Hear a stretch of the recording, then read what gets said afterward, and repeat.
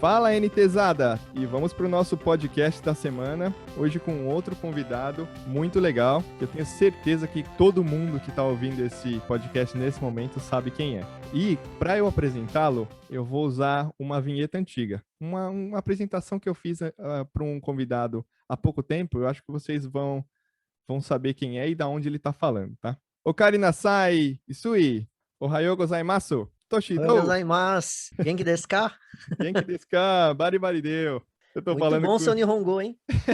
Tô falando com o Isui aqui. Esse é o meu japonês de 24 horas. É o máximo que eu consigo, Isui. Espero que funcione. Ah, tá ótimo. Aqui também, eu falo uma coisa. Aqui no Japão, pergunta assim, você consegue se comunicar no Japão sem o japonês? Ou com outro idioma, com inglês? Eu falo aqui, ó, aqui no Japão você consegue se comunicar por mímica, porque o japonês ele fala com as mãos.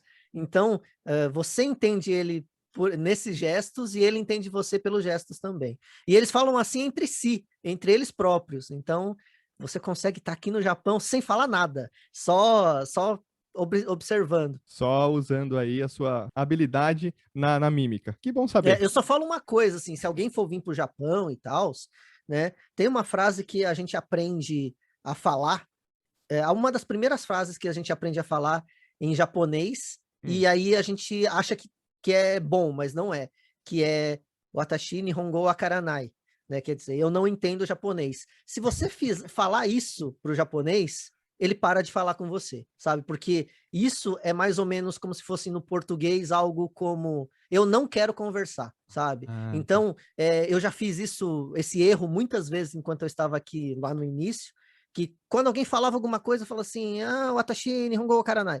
Aí a pessoa parava de falar com você e ia embora, sabe? É ofensivo, então.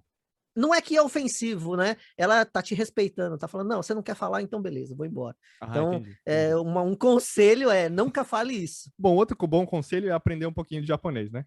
Antes disso aí. Isso, esse é um bom conselho. Só que o japonês, ele tem um meio defeito, não sei se é defeito. Se você fala um pouquinho de japonês, ele acha que você sabe tudo. E aí ele começa a falar um monte de coisa que você não sabe o que é.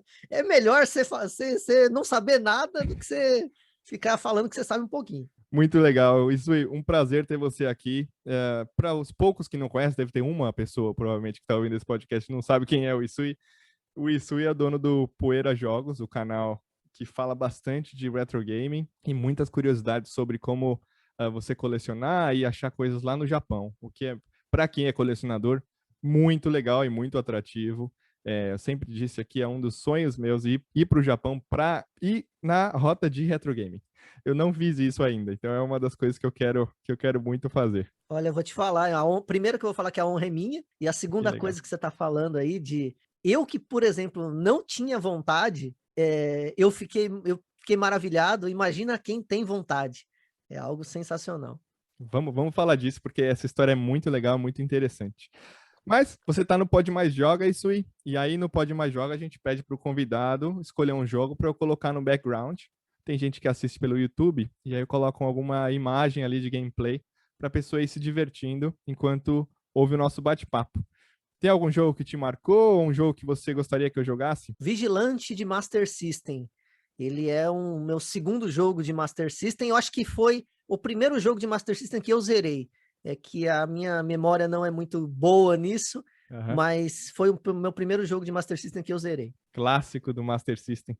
Bom, tenho que te perguntar por que o Master System, ele foi o seu primeiro videogame ou teve outro antes? Master System foi meu primeiro videogame e eu vou falar para você que eu recusei um Mega Drive, porque se vocês estiverem vendo esse vídeo agora, né, vocês estão falando, mas que bobeira, mas para quem vivenciou a época, sabe que o Brasil, início dos anos 90, final dos anos 80, era um país ímpar em questão de videogames.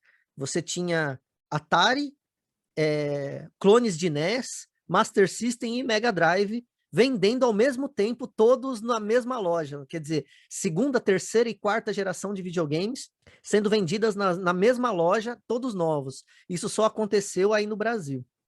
E assim, a gente foi escolher o videogame, era eu e minhas primas, que o videogame ia ser dividido, e eu queria o Master System, porque era o que tinha mais comerciais na TV. O Mega Drive não tinha comerciais na TV. E aí a gente escolheu, tava lá os dois, aí falou assim, não, eu quero o Master System. A gente não sabia essa disparidade de capacidade de um videogame de outro. No Brasil, nessa época, era tudo muito misturado, até por causa da reserva de mercado, as coisas chegaram muito juntas, vamos falar assim. Exatamente. Não É é? por isso que eu falo, né, que falar o boom, o crash dos videogames de 83. Não, você não pode falar do crash dos videogames de 83, porque foi só um local específico, foi nos Estados Unidos, porque no Japão tava bombando o Famicom, né? Na Europa, os computadores consolidados estavam no auge, né? Nos Estados Unidos teve o crash, e aqui no Brasil os videogames estavam chegando. 1983 foi o ano do primeiro videogame vindo para o Brasil, né? E aí é uma coisa assim, são histórias bem diferentes em cada lugar, né? O Brasil, eu acho que ele deve muito ao crash de 83 dos Estados Unidos. Que a Guerra dos Clones, ela se inicia na mesma época, isso não é uma coincidência. Né? Então tem muita coisa do Atari ali. Inclusive, se vocês quiserem saber sobre a história de videogames, uma história bem similar à do Brasil é da Coreia. A Coreia do Sul, ela teve clones também, e ela teve jogos oficiais. Por exemplo, tem Mario no Master System. É um dos cartuchos mais raros do planeta, é o Mario do Master System oficial, né, lançado pela Samsung para o Game Boy, que é o Master System de lá. Tem um dos nossos, não, eu direi seguidores, mas imagina, porque ele é até maior do que a gente aqui, mas o Play Dennis tem um Master System da Samsung e falou que foi muito difícil, foi o mais difícil dele conseguir, mas ele conseguiu. É uma peça raríssima e é muito legal ver ainda alguns brasileiros indo atrás dessas peças com os coreanos. Inclusive, o próprio Master System aqui no Japão, né, o Master System mesmo, né? Porque o que a gente conhece como Master System no Ocidente é o Mark III. Né, o Master System é um sistema diferente aqui no Japão, né? Ele foi vendido somente em 1986 e ele é muito raro, ele é muito caro. O Master System japonês ele é mais caro que um Neo Geo. É mesmo, isso aí. É mais caro que um Neo Geo. O único videogame que eu paguei caro foi e paguei barato em relação ao valor do Master System. Claro. Mas é um Master System japonês. O Master System japonês é o videogame mais caro que eu tenho. Vamos chegar na sua coleção. Mas você falou que o Master foi o seu primeiro videogame, mas o seu contato com o videogame não foi no Master System pela primeira vez, né? Não. Meu primeiro contato com videogame foi com o Atari. Tá. Que meu pai tinha problemas com álcool, né? Ele era alcoólatra, e ele fazia um tratamento.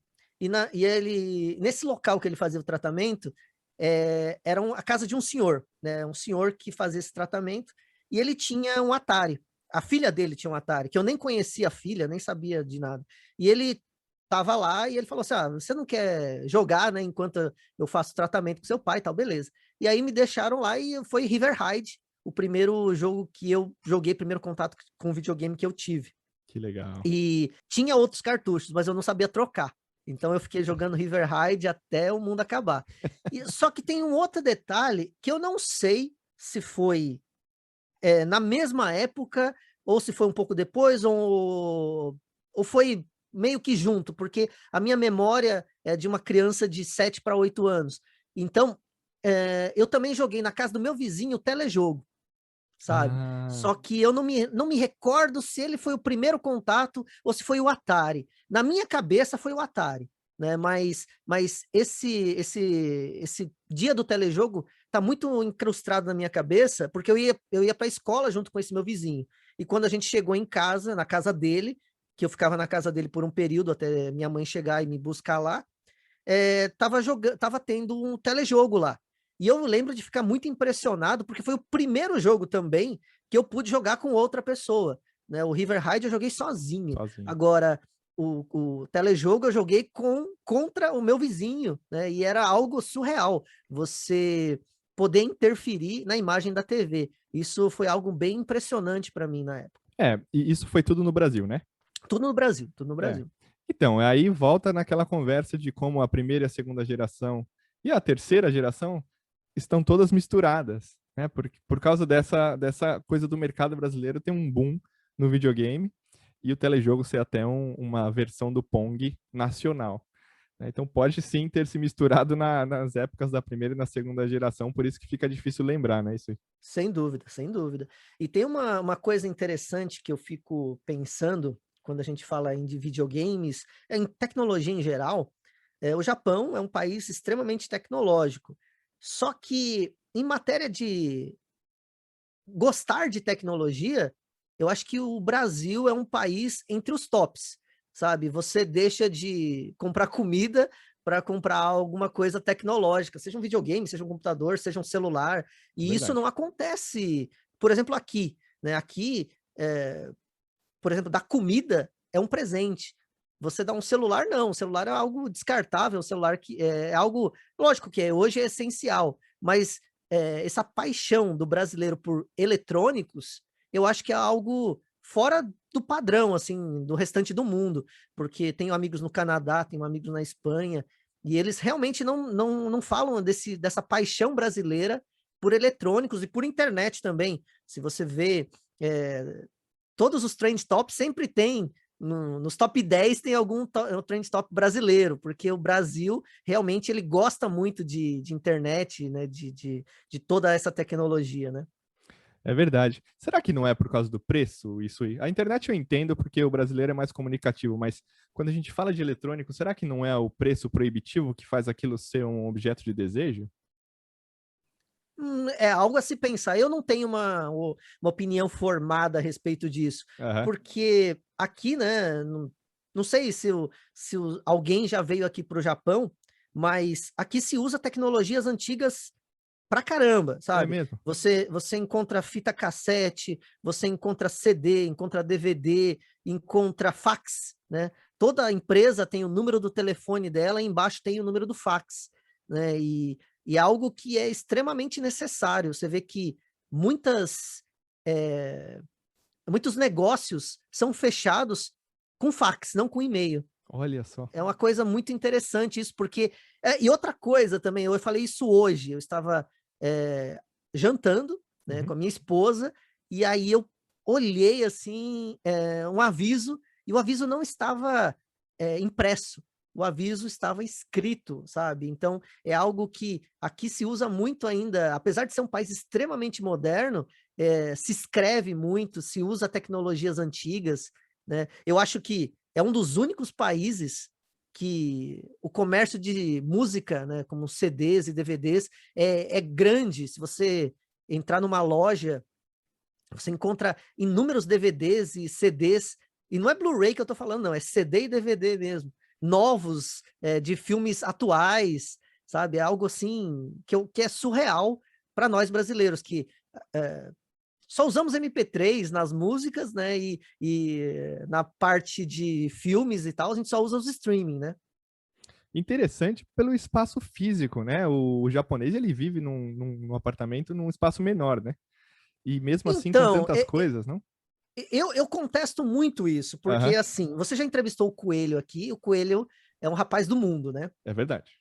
Eu conheci ele no Japão, de repente, um mês depois eu estava conversando com ele, ele estava nos Estados Unidos, né? Então, quer dizer, ele é um cara do mundo, né? Agora que ele tem filhos e tal, aí ficou raízes no lugar. Mas eu não vejo o Japão como um lugar pequeno. Se você vier onde eu moro, meu apartamento é grande. Meu Ah, entendi. apartamento anterior era grande. Se eu tirar uma foto ou gravar, você vai ver grandes espaços, né? Eu acho que a gente tem uma visão muito de Tóquio, né? Que Tóquio é uma cidade menor que São Paulo, mas que tem 25 milhões de habitantes. É, muita São gente. Paulo é uma cidade relativamente grande, e ela tem 15 milhões de habitantes, eu acho que é um pouco menos que isso. E você vê que o Tóquio é muito pequeno e tem uma quantidade muito grande de gente. E aí, essa visão de Tóquio, assim, é uma visão de local com muita gente e pouco espaço. No entanto, nas cidades do interior que eu fui, até mesmo as cidades grandes como Kyoto e Osaka, elas não são tão pequenas, não. Elas têm espaços enormes, têm parques grandes, têm casas enormes. Se você vier aqui onde eu moro, você vai encontrar terrenos enormes, casas muito grandes.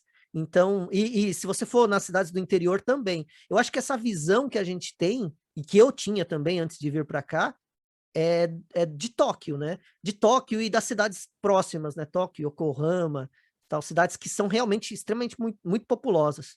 Que são mais comerciais. Olha aí, o Isui, então, tirando a nossa dúvida e desmistificando um pouquinho sobre o Japão. Essa é a imagem que realmente a maioria dos brasileiros tem, né? Eu tenho uma coisa assim que o tamanho do Japão é mais ou menos o tamanho de Minas Gerais, um pouquinho mais, um pouquinho menos, né? Só que assim, se você pensar, o Brasil, ele é todo aglutinado, né? Apesar de ele ser um país continental, ele é muito aglutinado, e se você for, por exemplo, qual cidade que você é? São Paulo. São Paulo, né? Por exemplo, a gente de São Paulo para Minas é muito perto, né? Se você for pelo sul de Minas ali, né? E você vai de uma cidade a outra, você encontra muito mato, quer dizer, um monte de nada, né? Isso. E aqui no Japão não, você sai de uma cidade e tá em outra, né? Você não tem aquele mundo de nada de um lado e para o outro. E aí esse mundo de nada que se você tirar tudo isso, aí você vê que o Japão é isso. É que o Japão também ele não é um aglutinado de massa, né? Ele é uma cobrinha, né? É verdade, esticado, né? Eu acho que a extensão deve ser mais ou menos até um pouco mais que a do Brasil, de norte a sul, né? Porque você vê a extremidade de clima, né? Se Sim. você for para o sul do Japão, o norte do Japão é totalmente diferente. O sul do Japão é um clima mais quente que o Brasil, né? E o norte do Japão é mais frio, é muito próximo da Sibéria, né? Então, você vê a extensão territorial de norte a sul é muito grande, né? É verdade, é verdade. Não, muito legal isso. Acho que traz um pouquinho para a gente conseguir visualizar um pouquinho como é que funciona e também responde um pouco das perguntas de como é que então o japonês consegue ser tão colecionador, vamos falar assim, com tantas coisas disponíveis para ele continuar colecionando, entre aspas, né? Muito legal. Vamos voltar um pouquinho ali no Master System, Isui. Então, Master System, seu primeiro videogame com alguns jogos. Como é que foi conseguir outros jogos? Como é que foi passar para a próxima geração? Você lembra dessa época? Eu só descobri que existia locadoras porque um amigo meu, ele tinha um Nintendinho, um clone do Nintendinho, não me lembro qual clone que era, e Tá. ele falou, vamos na Lobo Games. E aí eu falei, o que que é isso? É uma locadora. E aí, chegando lá, tinha várias fitas de clones de NES, e eu ficava impressionado porque eram tamanhos diferentes e era tudo do mesmo videogame, eu não entendia isso. E, por coincidência, lá também tinha Master System. Tá. E aí eu comecei a alugar. E alugava sempre os mesmos cartuchos, porque era muito pouco, né? É. Mas eu me lembro, um jogo que me marcou e que eu fiquei muito tempo sem saber o nome, foi Psycho Fox. E hoje é um jogo que eu até fiz vídeo no canal, porque realmente depois que eu lembrei do jogo, eu falei, cara, é esse aí. E para entrar na próxima geração, foi o seguinte: minha finada mãe, era feirante. Tá. E ela vendia alho, cebola, feijão. O saco de cebola, é um saco vermelhinho, ele pode ser revendido, sabe? Você pega, usa ele, guarda, e aí tem os produtores, né? Eles recompram esse saco, né? Para colocar mais cebola e tal. E cada saco desse custava em média 6 centavos na época. Hoje eu tenho quase certeza que deve estar uns 30 centavos cada um, Tá. porque é mais ou menos o que eu me lembro da última vez que eu fui aí. Tá. E aí, esses 6 centavos, eu contei 3.000 sacos para dar R$ 200, que era o valor de um Super Nintendo. Tá. E assim, eu achei que minha mãe ia me dar o videogame, mas ela não. Ela falou assim: não, você quer o videogame? Então, beleza, conta esses sacos de cebola e vende, e você pode comprar o videogame. E aí foi isso. Foram 3.000 sacos de cebola que eu contei e vendi e consegui R$ 200, que era exatamente o valor. Quem comprou um Super Nintendo em 1994 sabe disso. Era R$ 199,99. Era o preço à vista de um Super Nintendo. Quanto tempo demorou para vender esses sacos, Isui? Não, aí esses sacos para vender era só ligar pro rapaz que ele vinha buscar. O Ah, problema tá. era contar, né? Entendi. Contar que era o problema. Porque você tinha que separar em malotinhos de 25 unidades, que era assim que eles Hum. compravam. Então você contava 25 enrolava, colocava dentro de um outro saco, e aí eles vinham, só contava, e aí eles pagavam para você. Bom, sua mãe já te direcionando aí para ser um empreendedor desde pequenininho, né? Não, é porque ela era pão dura mesmo. Inclusive é o vídeo que... eu conto essa história no vídeo que eu deixo como capa do meu canal, né? Que todo mundo fala que chora no vídeo e tal, né? Para mim foi um vídeo emocionante. Eu até o finalzinho eu tive que gravar umas 2 ou 3 vezes porque me emocionou também. Eu imagino, eu imagino. Não, muito legal essa história. Super Nintendo, jogos, como é que chegaram? Também foram através de sacos ou teve outro jeito de... Super Nintendo, eu também tive só 5 jogos, que era Donkey Kong Country, porque veio junto, era o set do Donkey Kong, então você imagina como que eu era disputado, porque era o set do Donkey Kong, o Donkey Kong era o jogo mais pica das galáxias que tinha na época. Mais hypado, né? Então eu tinha o Donkey Kong Country, Mortal Kombat 2, Street Fighter 2, Street Fighter Champion Edition, e falta mais um também. Dead Dance, pior jogo de luta da história do planeta. E esses jogos eram, tirando o Donkey Kong, o Mortal Kombat 2 era pirata. Tá. Aí os outros 3, os dois Street Fighter e o Dead Dance eram jogos japoneses. Aí você fala assim, você importou, alguém te mandou? Não, tinha uma papelaria do lado da minha casa que ela tinha esses jogos para vender e tava zero. Eram jogos que com certeza eram usados, né? Mas sei lá se alguém não quis e tal, mas eles estavam zerados. E o cara deixou lá para vender. E como era uma papelaria que ninguém ia, os jogos estavam relativamente baratos, mas ninguém queria. E eu ganhava um dinheiro do lanche para comer na escola. E aí o que eu fiz? Eu economizei esse dinheiro do lanche, né? E consegui comprar. Se eu não me engano, eu não me lembro os valores, tá, mas era coisa assim, que eu ganhava R$3 por dia, né? E o jogo custava R$15, sabe? Ela estava vendendo esse valor, mais ou menos. Então era uma semana, um pouquinho mais, um pouquinho menos de uma semana, eu conseguia comprar os jogos, e foi assim que eu fiz. Passando fome no recreio, sua mãe não podia nem sonhar, né? E teve uma outra história. Eu vendi uns adesivos. Eu comprei uns adesivos na banca de jornal, adesivos dos Simpsons, e revendia na escola. Olha e aí, só. Tipo, eu acho que era R$1, vendia por 2, para eu conseguir comprar esses jogos. Muito legal.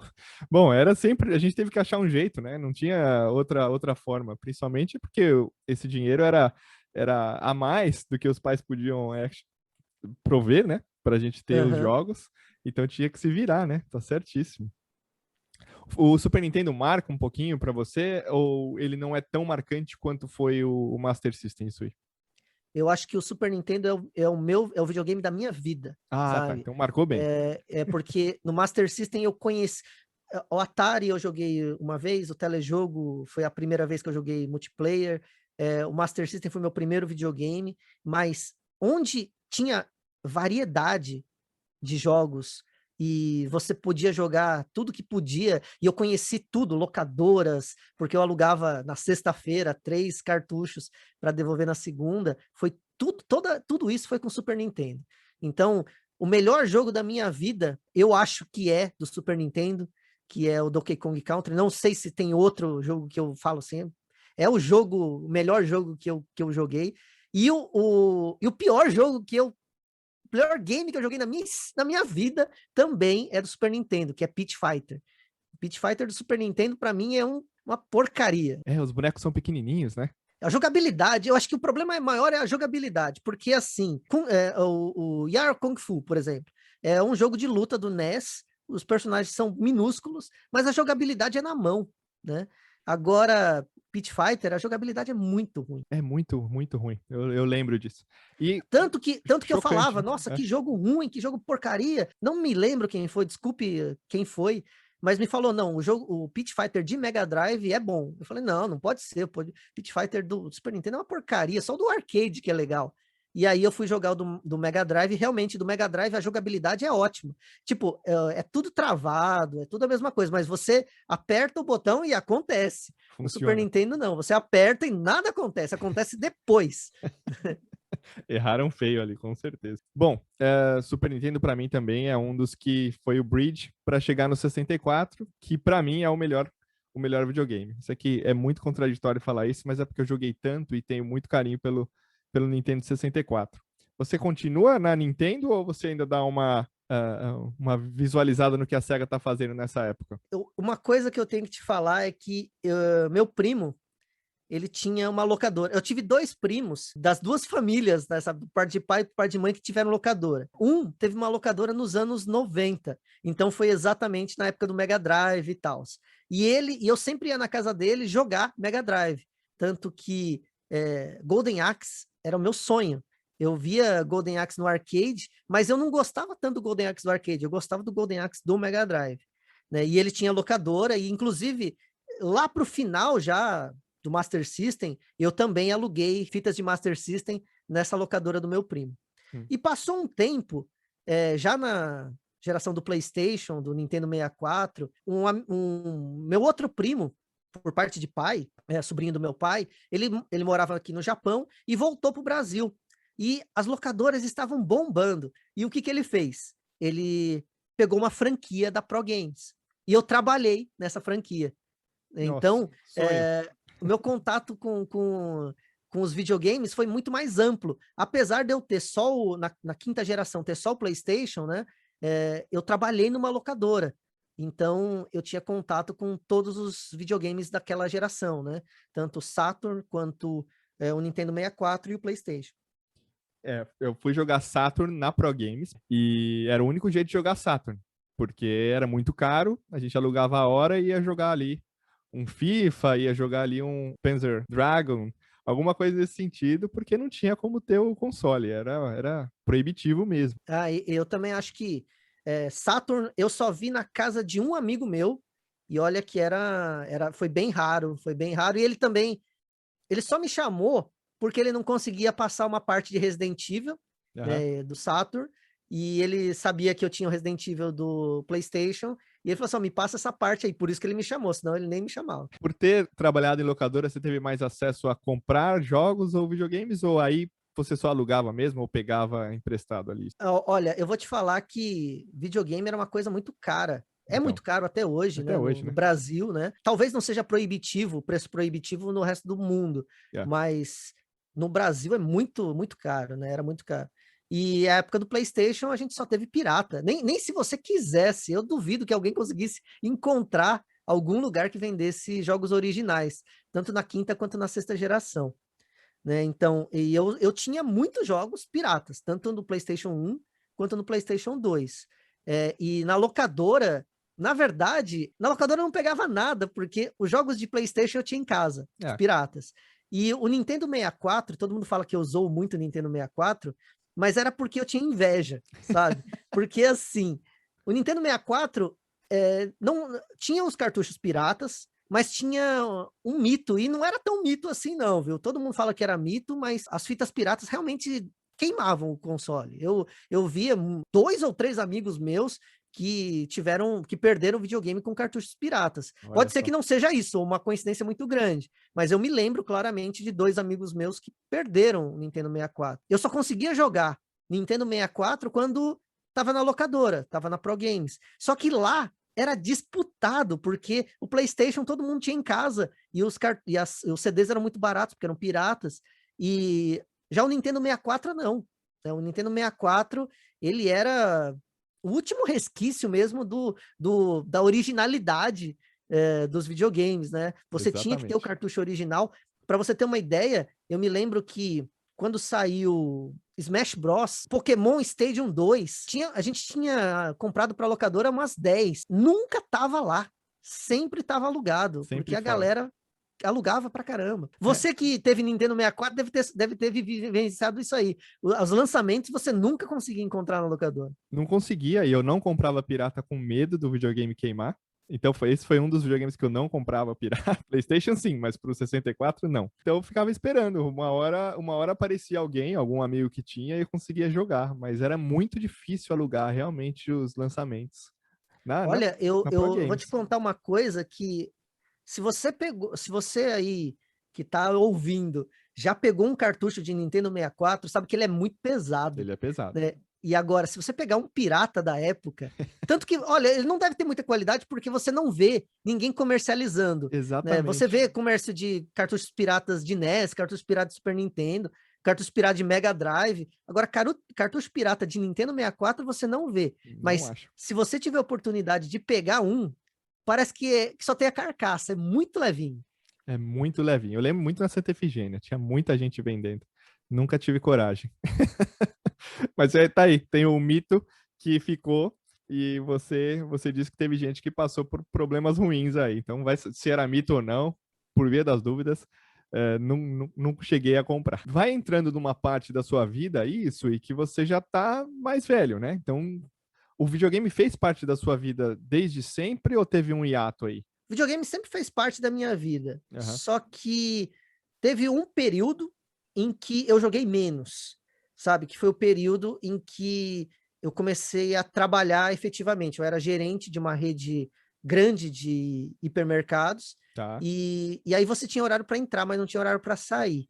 E aí foi uma época terrível, porque eu tinha dinheiro, mas não tinha tempo. E aí foi uma época terrível da minha vida.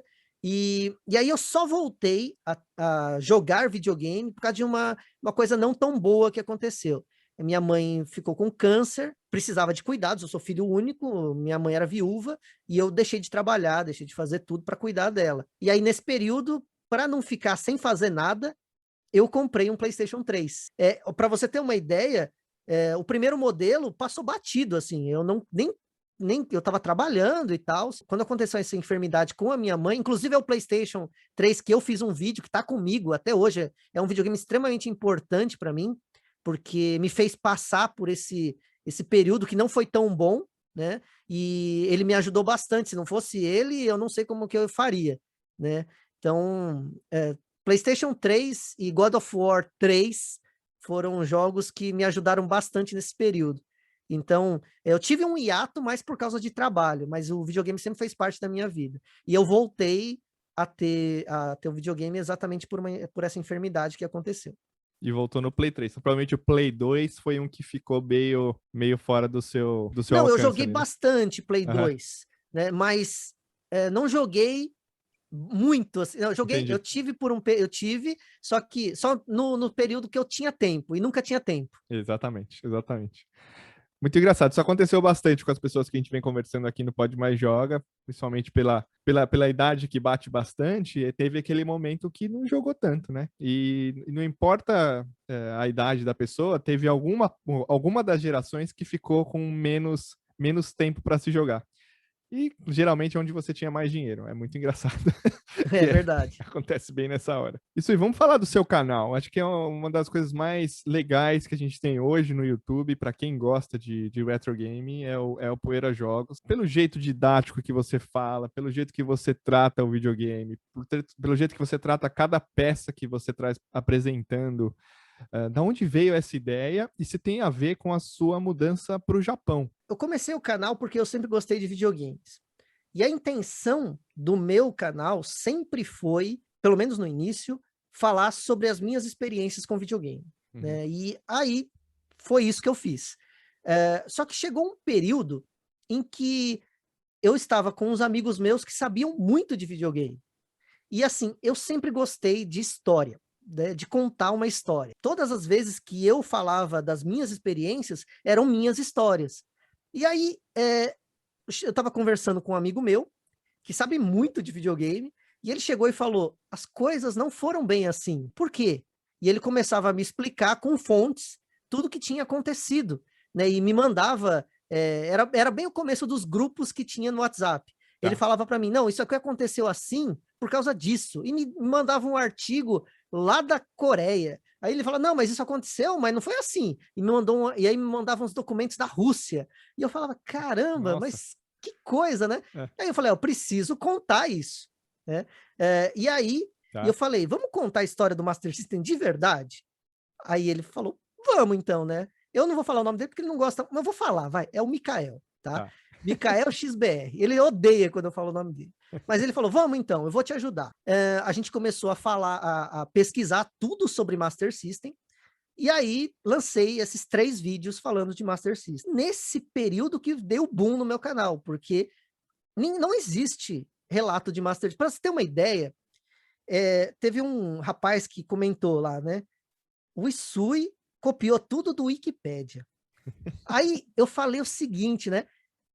Wikipédia, antes do meu vídeo, tinha videogame da 3ª geração de videogames, lançado em 1983 no Japão, em 1980 no Ocidente e tal, não sei o que lá, em 1980 no Brasil. Aí você vê as alterações, elas são posteriores ao meu vídeo. Então, tudo que tá lá realmente é o que tá no meu vídeo. Mas foi porque copiaram de mim, porque eu dei todas as fontes. Claro. No meu vídeo tem todas as fontes que eu tirei, todas as informações. Tipo, você fala assim, se foi no período, não. Meu canal cresceu no Brasil, né? Entendi. E aí eu vim para o Japão, né? E nesse período que eu vim para o Japão, eu fiquei 6 meses com o canal parado, né? E aí eu não queria ver, não é que eu não queria, a gente está se adaptando, então tem que pedir internet, tem que pedir um celular, você tem outras coisas para fazer, você tem que comer, você tem que claro.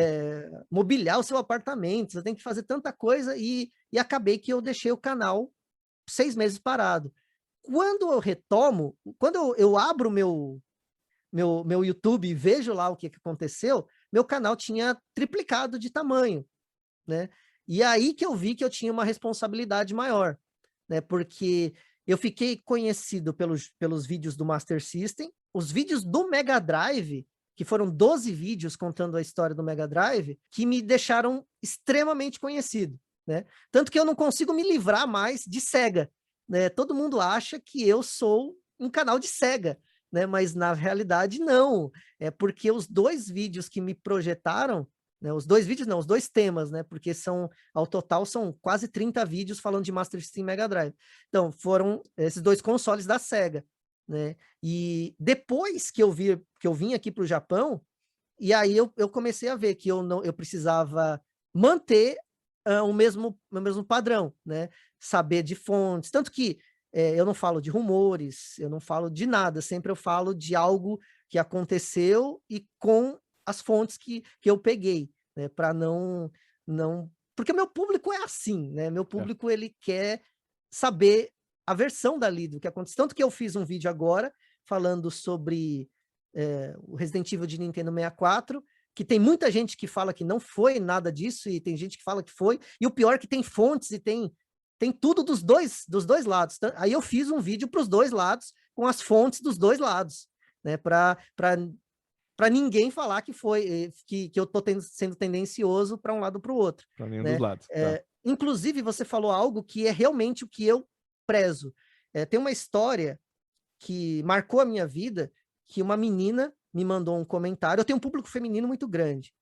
E aí uma menina me mandou um comentário dizendo assim: eu não conversava com meu namorado me deixava de lado nas conversas. E depois que eu comecei a ver seu canal, eu comecei a entender mais de videogame. Ela sempre gostou de jogar, mas não entendia a história, essas coisas. Claro. E aí diz que tá os amigos dela conversando, do namorado dela conversando, e aí falaram, né, sobre Super Nintendo, não sei qual foi o assunto, e ela citou todas as coisas que eu tinha falado, tal, e corrigindo os amigos do namorado dela, e ela virou alguém que fazia parte daquele lugar, né? E exatamente o que você falou, eu quero ser didático. Quando eu faço qualquer texto, até tem umas vezes que o meu editor briga comigo, né, o Jota, porque ele fala, precisava falar isso, tipo, eu não falo o Mega Drive, eu falo, quando o Mega Drive, aí, aposto, videogame da 4ª geração, lançado em tal, não sei o que lá e tal coisa, eu tenho que explicar o que é cada termo, né? Porque a pessoa fala assim, todo mundo sabe o que é Mega Drive. Não, não é todo mundo que sabe. Você sabe, né? Mas eu não quero isso. Eu quero que quem veja meu canal seja alguém que não sabe de nada e que passe a saber, né? Mas tem umas coisas que eu também falo que, assim, eu sou a cara do canal, né? Quando eu vou fazer qualquer roteiro ou alguém vai fazer um roteiro para mim, sempre tem 4, 5 pessoas que a gente vai conversando e vendo se aquilo lá realmente foi daquele jeito, né? Entendi. Então, o Isui é só a cara, né? Tem um monte de gente que tá por trás e que tá, às vezes não, com certeza, é muito mais importante que eu. É uma equipe, né? Mas Uhum. que tá passando a informação, muito bom. Isso aí você chega no Japão, já se instalou, como é que vem a ideia de começar a trazer coisas do Japão pro canal? Porque aí muda um pouquinho, não que muda o foco, mas muda um pouquinho a direção, né? Sim, sim, muda bastante. É. Foi o seguinte, esse meu amigo que eu citei agora, não vou falar o nome dele de novo, ele comprou alguns produtos do Japão, sabe? E ele comprou e ele me falou que foi muito barato, tal, me mandou as notas e tal. E eu falei, que é isso aí? Ele falou assim, eu não sei, mas eu não vou conseguir mandar para o Brasil, porque vai sair muito caro, vai ser uma fortuna. Aí ele falou assim, eu posso mandar para sua casa? Eu falei, pode, né? E aí meu apartamento é grande, pode, tal. Quando acontece, são 8 caixas Nossa, enormes, isso que é amigo, hein, isso aí. lotadas de coisa, sabe? E aí, e ele pagou $80 em tudo, sabe? Era muita coisa. E eu vou te falar que é 30% do que eu tenho aqui. Quer dizer, era muita coisa, Bastante muita coisa. coisa. É. E aí tinha muita coisa que era legal. E aí eu falei para ele, onde você comprou isso? Aí ele me mostrou o site, né? E era tudo tipo, era um leilão. Então era tudo Itien, que equivale a 1 centavo, né? E aí Ah, as pessoas não davam lances, porque elas não queriam aquilo lá. Só que era muito importante para mim, historicamente, né? E aí o meu tesão por isso aumentou muito, porque se você pegar os vídeos do Master System do Mega Drive, eu cito os videogames e pego imagens da internet. Mas se você pegar os vídeos de hoje, eu mostro o item, é. sabe? E isso Aham. é muito mais impressionante para mim, sabe? Você poder falar de um item e você ter ele na mão para você mostrar que o item existe, que aquilo lá era daquele jeito mesmo. Para você ter uma ideia, eu tenho uma placa Naomi aqui, né? Olha só. E tipo que eu paguei mixaria e até agora eu não consegui fazer o vídeo porque a gente fica vendo fontes e tal, né? Mas o mais impressionante é você poder mostrar o aparelho junto com você, né? O acessório junto com você, né? Não só de uma imagem de internet, você poder realmente ter eles na mão e mostrar ele com mais detalhes no seu vídeo, né? Isso eu acho que é sensacional. Não, sensacional. Até porque você consegue ilustrar com imagem, virar o videogame, mostrar daquela parte que todo mundo quer ver, mas na foto que você tinha não consegue chegar e você não consegue ter aquele ângulo. É muito E outra legal. coisa, né, também, tipo, o Super Famicom Box, É. né, que eu gostaria muito de... Se eu fizesse um vídeo dele, ia sair bom? Ia. Mas eu não poderia jogar, o funcionamento dele, eu não poderia ver, né? Eu desmontei ele aqui, Aham. sabe? Então, no vídeo mesmo eu desmontei, porque eu precisava de uma chavinha para poder jogar mais de 2 minutos. Eu aprendi como é que destravava ele Que legal. e depois eu joguei. Então, contar essa experiência, eu não iria conseguir fazer com imagens de internet, né? Com certeza, com certeza. Muito legal. Então, hoje, você diria que a sua coleção, ela vem por causa dos vídeos? Sim, 100% por causa dos vídeos, porque assim, lógico que eu não fico com todos, né? É. Mas vão para outras pessoas que revendem e tal, Aham. né? Porque isso é muito trabalhoso. Até tem gente que fala para mim, por que você não revende? Mas é muito trabalhoso. Vocês têm que ver como que para mandar um produto do correio daqui do Japão para qualquer país, você tem que fazer uma entrevista para mandar o produto, né? Então é muito complicado, é muito complicado. Então, eu digo que talvez quando eu voltar para o Brasil, só 5% ou 2, 3% do que eu tenho aqui vai ficar comigo.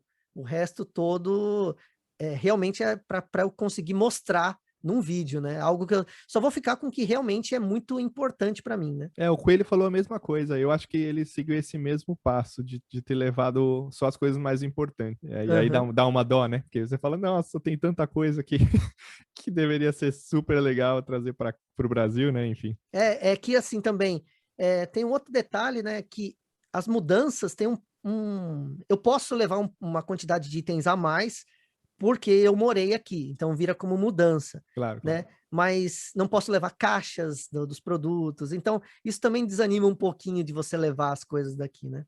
Tira um pouquinho do glamour, né, do que você lembra como era e tudo mais, entendo. Uhum. Entendo bem. E aí, isso aí, qual é o seu objetivo para o futuro com o canal? O que que você quer continuar passando para os seus espectadores? Se eu tivesse no Brasil, eu conseguiria viver do canal hoje, né? É. Viver do canal, digo, de uma forma razoável, né? Não rasgando dinheiro, mas poderia. Só que o que eu tenho mais vontade fazer mais, de poder mostrar mais itens históricos e contar mais sobre essa história, porque o canal é algo que se pensar algo histórico, eu vou morrer e ele vai continuar. Não sei se no YouTube, o YouTube vai continuar, se ele vai deletar os vídeos e tal, mas sempre alguém vai guardar, tanto que você vê comerciais de TV de décadas atrás que você consegue ainda preservar. Então, e eu acho que esse é algo histórico, você saber, por exemplo, que nem eu falei do Master System, você poder acrescentar na história ou coisas que não tinham. Isso eu acho que é uma maior tesão. Isso que eu quero continuar fazendo, sabe? É de você não ter um vídeo descartável, né? Tipo, todo mundo fala assim, mas fazer um vídeo que nem o seu dá muito trabalho e não sei o quê. Mas é um vídeo que sempre vai ter alguém que vai ver, né? Não é tipo, lançou o Coffee 15 hoje. Ele vale até lançar o Coffee 15. Depois, no dia seguinte, ele é que nem jornal de ontem, já não serve mais para nada. Agora, a história de determinado console, ela é a mesma para sempre. Então, sempre alguém vai ir ver o seu vídeo sobre aquilo. Então, o que eu mais tenho vontade é isso, é continuar fazendo vídeos que durem para sempre, sabe? Apesar que eu quero também fazer vídeos de pauta quente também, né, tals, mas eu principalmente ter vídeos que fiquem para sempre, que a pessoa vá ver várias vezes, né? Como um guia, né? É, Eu brinco que o nosso papo aqui vai ficar para a eternidade, então que é é muito verdade. legal a gente estar conversando, porque alguém vai ouvir isso algum dia e vai falar, nossa, olha só que legal aquele papo que teve entre o Isso e o NT. O Velberan teve parte importante na sua história do canal também, né? Teve. E como ele é um bem conhecido no nosso público aqui, acho que era legal contar um pouquinho do porquê. Eu fiz um vídeo, meu primeiro vídeo foi meu primeiro videogame, que é o Master System, e teve 12 views. 12 views, e eu acho que as 12 views, 10 eram minhas, Tá. porque eu via todo dia lá e tal. Né? E aí eu fiz o meu segundo vídeo, também foi péssimo. Né? E aí o meu terceiro vídeo ia ser o último. Eu não ia fazer mais, falei assim, isso aqui não é para mim, dá muito trabalho e tal, né? E era um vídeo sobre eu contar que era uma série que eu até gostava e até acho que eu poderia até voltar a fazer, que é Alex Kidd em 3 minutos. Era qualquer coisa em 3 minutos. 3 minutos. Tipo, você contar por uma pessoa, convencer uma pessoa a jogar um jogo em 3 minutos, né? Dizer para ela o que o jogo tem, por que ele é um jogo legal, tal, em 3 minutos. Né? Sensacional. E também porque 3 minutos era um tempo que eu achava que eu conseguia editar, mas que aquilo não dava certo. Tá no E canal aí, ainda? tá no canal, Que tá no legal, que canal. legal. E aí eu postei esse vídeo, e aí era meu último. E o Velberan comentou. Ele falou, cara, legal esse seu vídeo. Continua assim. E aí, pô, eu era um canal de 12 inscritos, 10 inscritos. Sim. E ele ter comentado foi algo para mim sensacional. Lógico que o tempo passou, tal, né? E aí eu continuei por causa dele. E aí o tempo passou e a gente foi fazer eu estava fazendo com o Juan, do canal Nostalgia, um quadro chamado Challenge Accept, que era um jogo que todos nós jogávamos ao mesmo tempo, e o último que sobrasse era o vencedor. Tá. Né? Então, e sempre tinha convidados. E aí, chegou um dia que ele me mandou um WhatsApp e ele falou assim, ó, o Velberan vai participar do próximo.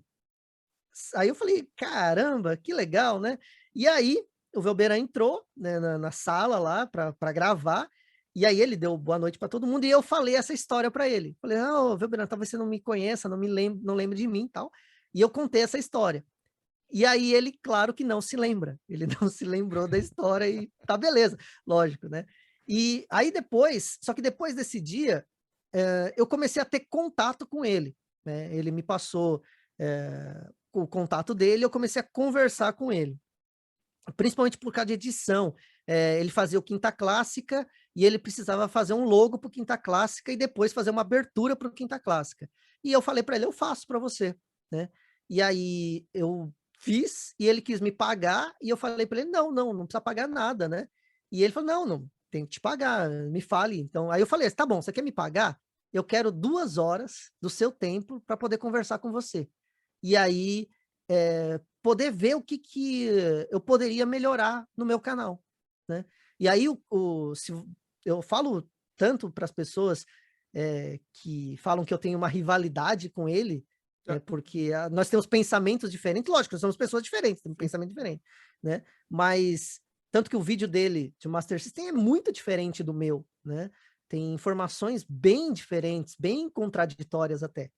Só que, eu falo, se não fosse o Velberan, o Poeira Jogos não teria feito o vídeo sobre o Master System, porque tudo foi o norte que o Velberan me deu, né? O Velberan me falou, é assim que se tem que fazer. Porque ele falava muito de algo que eu sempre falo para quem começa a fazer algum vídeo. Você não é um professor dando aula para os seus alunos. Se você fizer assim, você nunca vai ter espectadores. Você tem que descer do púlpito e conversar com eles. Falar assim, ó, olha só o que eu descobri. E descobri junto com a galera e tá lá junto com eles. Você não é o professor, você é o cara que tá descobrindo junto, sabe? E contando para os seus amigos. E é assim, se vocês verem o vídeo pós-Velberan, ter tido essa conversa, é totalmente diferente. Eu não tô explicando mais nada. Eu tô descobrindo junto. A melhor coisa que ele me deu foi ele me dar um norte pro meu canal. E assim, foi a partir disso que meu canal cresceu. Não foi por causa de pesquisa, foi por causa da linguagem mesmo, por eu ter mudado a minha linguagem, né? Eu não saber que eu tinha uma soberba muito grande, porque parecia que eu sei e você não sabe, né? E não é assim, né? Então esse é o maior legado que ele me deixou. E fora que eu tenho uma honra muito grande de, assim, quando ele voltou para o Brasil, ele não contou nas redes sociais dele, é evidente, né? E quando ele contou que ele ia voltar, ele já estava de volta. Entendi. E eu editei os vídeos enquanto ele estava vindo para o Brasil. Apesar de não ser nada demais, para mim tá no meu currículo. Tem vídeo do Velberan que eu editei ali. Claro, não. E vocês são amigos, né? Que as pessoas entendam que não tem rivalidade, né? Ele falou isso na live do livro dele, né? Porque eu sou apoiador do livro dele. E aí, quando ele citou o meu nome, aí a galera falou assim, vocês são amigos, tá? Ele falou assim, o Isui é um grande amigo meu, não sei o que lá. E eu já acho que eu sou, ele é meu ídolo, eu sou apenas um fã, né? Eu a gente conversa, tal, né? Mas ele me considerar um amigo, eu fico muito contente, né? Mas eu acho que eu tô num patamar um pouquinho abaixo. É muito legal. Eu assisti essa live para estar conversando com você aqui e vi também a conversa com o Kleber da Warp Zone, que ele estava mediando a situação toda. E é claramente ali que é um ambiente de amigos, né? Os 4 ali estão super à vontade e estão super se falando. Eu acho que ainda, por causa dessa polarização toda que está acontecendo no mundo, as pessoas ficam tentando achar um pouco de lados. E não tem, principalmente no videogame, o que a gente quer é que todo mundo jogue, todo mundo se divirta e, principalmente para o criador de conteúdo, é passar informação sobre o que jogou e sobre a experiência que teve, né? Acho que o pessoal tem que ter mais calma, né? Eu acho que, assim, a gente está numa época em que você tem que estar de um lado, Isso. né? E é uma coisa muito, muito ruim, né? Você ter que estar de um... Não estar de um lado seja ruim, mas parece que o do outro lado é seu inimigo, Isso, né? Isso é uma coisa muito ruim, assim. Todo mundo tem opiniões diferentes, gosta de coisas diferentes e podem ser amigos, com sabe? certeza. Teve um tempo que eu tinha um blog e eu escrevi um texto, olha só, esse texto tem 10 anos atrás, que é falando sobre amizade, e falava que um policial e um bandido, eles podem ser amigos, porque isso não tem a ver com o que um acredita e o outro não acredita, tem a ver com afinidade, tem a ver com gostar, e parece que é assim, se o cara, eu gosto muito de você, sempre gostei de você, de repente, eu descubro que você tem uma afinidade política diferente da minha, já não gosto mais. Não faz É sentido, algo... né? Não faz sentido, não faz o menor sentido. Tem futebol e assim vai. É impressionante como as pessoas acham um jeito. E na verdade não, acho que cada um tem sua opinião e tá tudo certo, né? Tá tudo certo, Tá tudo exatamente. certo. O que você tá jogando hoje, Sui? Olha, eu vou falar pra você que, assim, eu ganhei o Resident Evil, Tá? e é um jogo que é difícil de você parar de jogar, mas tem um jogo que eu tenho que falar pra você que eu até comprei um volante, o volante tá aqui É embaixo, mesmo? não vou pegar agora. Ah, não, mas não dá pra ver porque ele não tá na tela. É. Eu tô jogando The Bus, um simulador de ônibus, que ele ainda tá em alfa ainda, não tá em beta ainda. Aham. E é divertidíssimo você dar troco, você andar com ônibus. Eu comprei o volante por causa desse jogo. É sensacional. Ônibus de linha. Oi? Ônibus de linha. Ônibus Ônibus de. de linha, Nossa, que legal. a ideia do jogo só tem uma cidade, que é uma cidade da Alemanha, não lembro agora o nome, Aham. e são cidades reais, né? Tá. Então você está no trajeto de um ônibus daquela cidade, naquele local, você pode colocar o trânsito e os carros, são os carros do local, né? E ele, por enquanto, só tem esse mapa, mas eu sei que os desenvolvedores já têm Los Angeles, Tóquio e São Paulo está na lista também. São Paulo Olha está que na lista. legal. Então, quer dizer, quando o jogo tiver mais para frente, tiver pronto, porque dá para você comprar na Steam já, mas ele está em alfa ainda, Aham. né? Mas ele vai ter, quando tiver mais completo, ele vai ter outras cidades e você vai poder transitar pelas cidades, pelas ruas de São Paulo com ônibus, sendo motorista de ônibus. O American Truck e o Euro Truck trouxeram muito essa simulação de caminhões e de vida real para a direção muito, muito forte, né? Exatamente. Só que Impressionante. eu acho assim que até eu estava conversando hoje, inclusive, num bate-papo, falando exatamente sobre o Eurotruck e o The Bus, né? Só que Aham. eu acho que eles são um pouco diferentes, porque assim, é um jogo solitário, né? O Eurotruck. Você com você mesmo. Só que o The Bus, você tem os passageiros. E os passageiros, eles têm. É aleatório isso. Eles têm aquele bilhete único, né? Que você Aham. só passa na catraca e passa e tal. E tem alguns que querem pagar com dinheiro. E aí e tem vários tipos de passagem, vários tipos de coisas que você tem que fazer, né? Então, o passageiro vem, ele quer pagar em dinheiro. Você tem que ver qual a passagem que ele quer, qual o destino dele. Ele te dá um dinheiro, você tem que dar o troco ainda. Você pode errar o troco, inclusive, você pode vender a passagem errado, Olha sabe? isso. E também você tem que ficar atento aos passageiros, que eles dão sinal para parar no ponto, né? E você não pode se atrasar. Então, quer dizer, é aquela coisa de parecer que você não está sozinho, entre aspas, né? Parecer que você tem interação com outros NPCs, né? É um jogo mais Então, dinâmico, né? isso não tem no Eurotruck, né? O Eurotruck é você com você mesmo. Você com você mesmo liga o som e vai até o Uhum. destino. É verdade. Inclusive, tem uns mods que coloca músicas brasileiras, tem música sertaneja raiz. É uma Isso. beleza o Eurotruck. Vou conferir com certeza esse debug. Adorei. Boa ideia. Adoro Fórmula 1, tenho o volante aqui, mas vou claro para o debug. Isso, eu queria te agradecer muito pelo tempo, pela disponibilidade. A gente está em horários e fuso horários diferentes e agradeço mesmo aí você ter aberto um tempinho na sua agenda. Para a gente é muito importante, Pode Mais Joga está só começando, mas ter você aqui, claro que eleva a gente também a um patamar muito legal, que a gente consiga conversar com mais colecionadores, influenciadores, gente do meio, para que a ideia desse podcast é que a gente consiga ligar todo mundo com todo mundo e continue criando essa comunidade que só tem a crescer, né? A honra é toda minha. Até peço desculpas aí pelo fuso horário também, porque eu não consigo mais entender onde eu estou. É difícil Sem problema. conversar com qualquer um do Brasil e combinar qualquer coisa. Mas a honra é toda minha, eu que agradeço o convite e com certeza vai ser um podcast dos mais comentados, assim, né? Vai ter futuro esse seu podcast. Que legal isso. Vindo de você ainda um elogio gigantesco. Muito obrigado. Bom, NTzada, é isso. Conversamos com o Vitor Isui aqui, nosso grande influenciador aí de retro game. Muito legal esse papo. Como eu disse, nós vamos conversar sempre com todo mundo. Bom final de semana a todos e a gente se fala em breve, ok? É isso aí. E como eu sempre digo, joguem videogame.